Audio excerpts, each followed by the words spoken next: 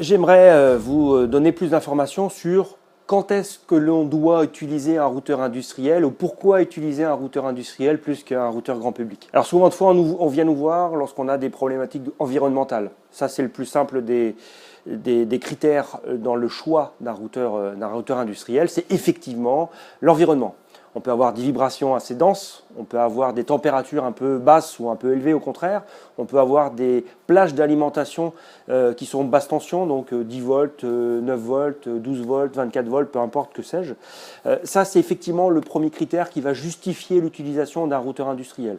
Sachez que chez nous, les produits Advantech, BNB SmartWorks fonctionnent entre 9 et 60 volts sur des températures tous compris entre moins 40 plus 75 degrés, et en termes de vibration sont certifiés Grand E, marquage automobile, qui n'a dans la majorité des cas aucun intérêt. Juste l'intérêt de vous donner un gage de qualité sur la vibration du produit et son utilisation dans un objet roulant, mobile, avec toutes les contraintes que ça peut avoir. Je dirais que ça, c'est une première facette d'un routeur industriel. La deuxième facette, et pour moi la plus importante, c'est la partie logiciel embarqué. La partie logiciel embarqué, c'est l'atout majeur, mais c'est aussi l'atout caché que vous et d'autres clients ne voient pas forcément et qui est pourtant primordial. Un routeur industriel va pouvoir vérifier que le routeur soit bien connecté au réseau de téléphonie mobile afin de vous connecter avec le plus haut débit possible et pour ça le plus souvent possible.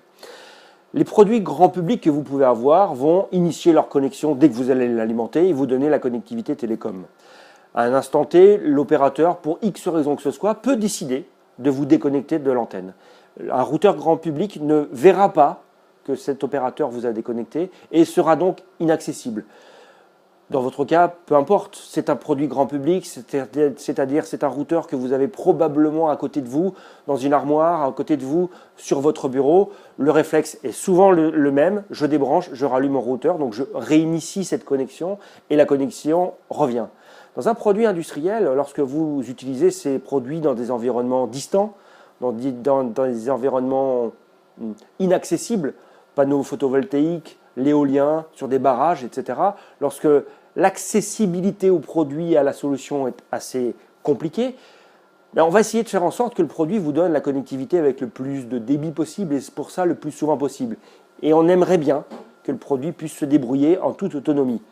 Eh bien, c'est ce que fait un routeur industriel, en tout cas les nôtres, de chez Advantech, BNB SmartWorks, c'est qu'ils vont manager le réseau. Ils vont vérifier qu'on soit bien toujours raccordé, toujours avec le plus de débit possible et le plus souvent possible. Et pour faire ça, il va avoir un certain nombre d'artifices à son effigie et il va même pouvoir aller jusqu'à s'éteindre et se rallumer automatiquement pour s'assurer que cette connexion soit toujours disponible. C'est un des atouts d'un produit industriel, mais c'est un atout majeur à mon sens et c'est ce qui justifie le fait d'utiliser un produit de ce type-là. Vous donnez la connectivité avec le plus de débit possible, le plus souvent possible.